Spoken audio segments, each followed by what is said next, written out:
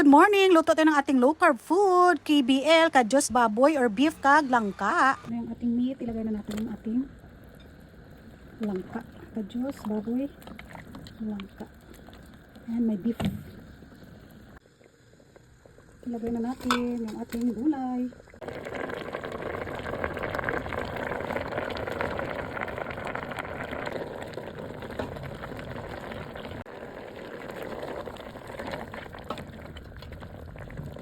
Hello, good morning. This is our low carb meal. May beef, kadyos, baboy langka, and hard-boiled eggs. Meron tayong chicharon at pa-check ng BP kung na-high blood talaga tayo dito, no? Let's go!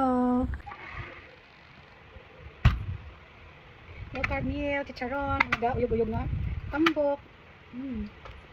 Meron dari pang check BP, no? After ka magkaon. Nagpasting ka dari 24 hours. So check ka kung sabi nila maka-high blood daw. Ang tambok sang baboy.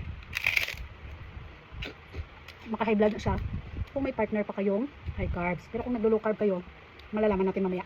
Check natin BP. Chicharon. So, tambok na baboy. Sabi ka tambok. Tapos beef. Ang taba ng beef. Pwede naman. Beef, oh. So, dati kong iniiwasan. Ayan. Taba ng beef.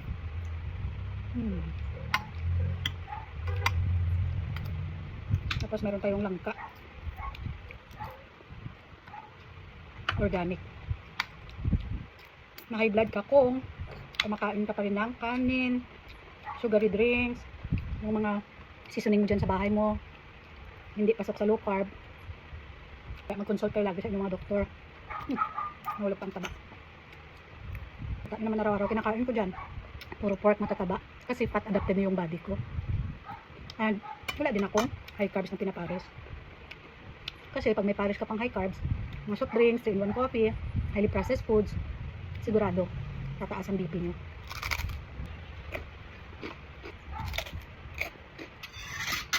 Ito sabaw.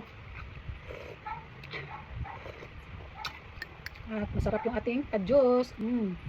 Very organic, native. Anong mga food? Kasama ko si kuya. Kain na siya ng chicharon.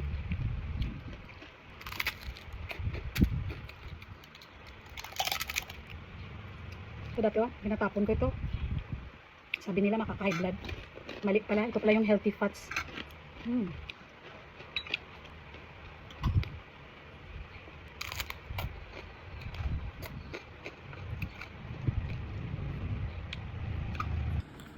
Tagal BP ko po eh.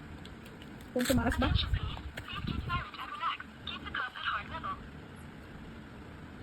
Dito yung 0.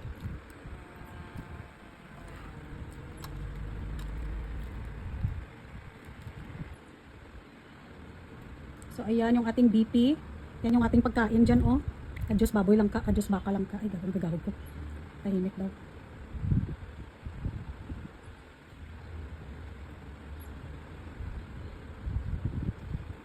Yan yung ating Systolic pressure 103 millimeter of mercury pillar. yay! Systolic pressure 60. Bye! Thanks for watching!